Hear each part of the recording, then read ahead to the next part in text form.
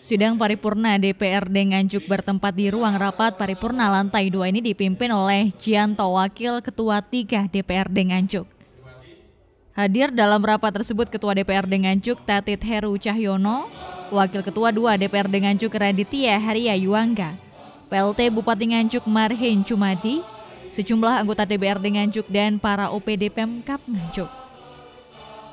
Acara diawali dengan menyanyikan lagu Indonesia Raya dan dilanjutkan dengan pembacaan penjelasan Bupati Nganjuk terhadap Raperda tentang lahan pertanian berkelanjutan.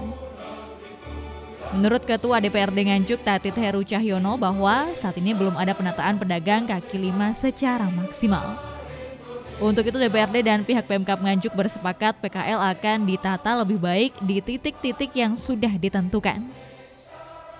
Terkait banyaknya lahan pertanian yang dibuat bangunan pabrik juga menjadi perhatian khusus dari DPRD Nganjuk.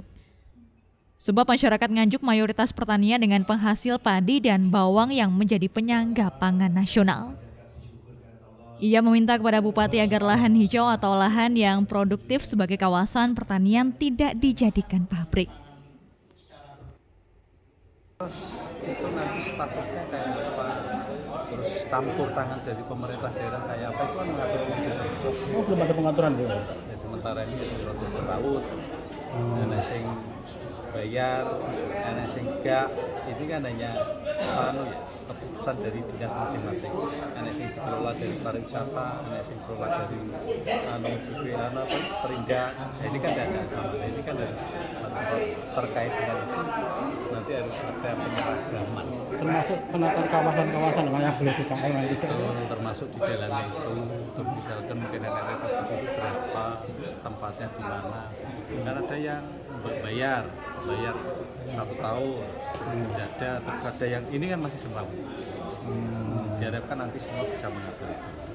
Yang kedua dari eksekutif terkait dengan pertanian yang berkelanjutan.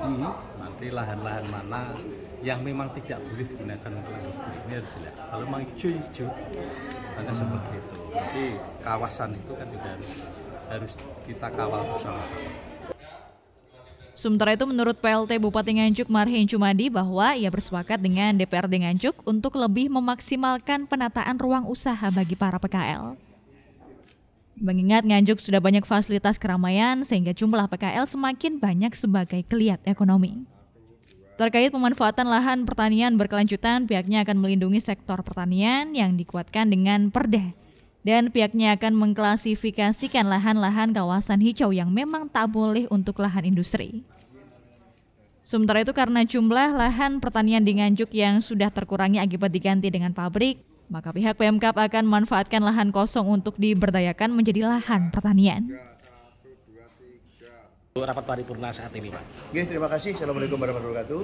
Alhamdulillah hari ini satu yaitu penjelasan kaitannya dengan Raperda. Bagaimana pemanfaatan lahan pertanian pangan berkelanjutan.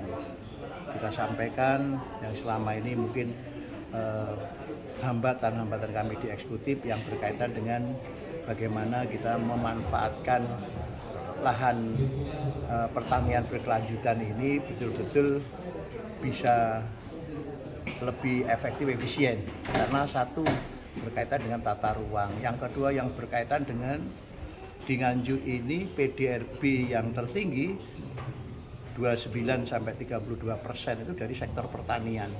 Maka sektor pertanian ini harus kita lindungi. Maka pentingnya perda atau raperda yang sekarang kita jelaskan kepada Dewan yang berkaitan dengan bagaimana pemanfaatan lahan pertanian berkelanjutan ini betul-betul bisa efektif, efisien. Diharapkan dengan rapat paripurna tersebut bisa menjadikan Nganjuk ke depan lebih dari sisi penataan PKL, penambahan retribusi pajak dan penataan lahan pertanian berkelanjutan. Dari Nganjuk, Muhammad Ali Ridwan, Citra TV melaporkan.